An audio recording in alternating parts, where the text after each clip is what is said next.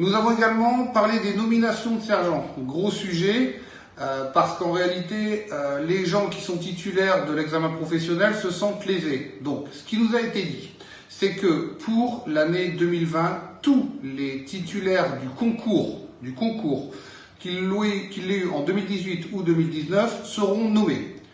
Et ensuite, la filière fait son effet et les textes sont très stricts quant au quota des nominations internes. J'entends par nomination interne les nominations au choix et les examens professionnels. Le problème, c'est que pour pouvoir nommer des gens qui ont l'examen professionnel, il faut nommer des gens au choix. Or, et donc le pourcentage, c'est 70-30. 70%, 30%.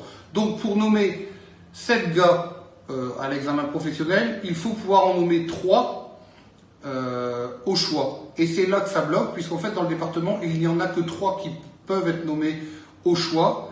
Et donc forcément, par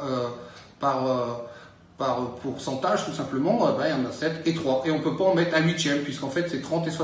Alors ça paraît peut-être un peu idiot, mais c'est la filière, c'est comme ça. Et donc elle s'applique de plein droit.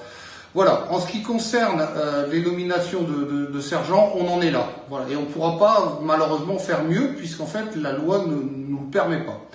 On est également revenu sur la campagne de rattrapage des nominations d'adjudants. Alors, suite au désistement des postes qui n'ont pas été pris, enfin désistement, j'entends, les gens ne sont pas venus les chercher, il va être remis sur le tapis 10 postes dans des centres de secours où il y a une nécessité d'avoir des chefs d'agrès tout engin. Ces postes seront reproposés à l'ensemble des chefs d'agrès tout engin actuels, qui sont titulaires de l'INC2, mais également à ceux qui seront nommables adjudants en 2020.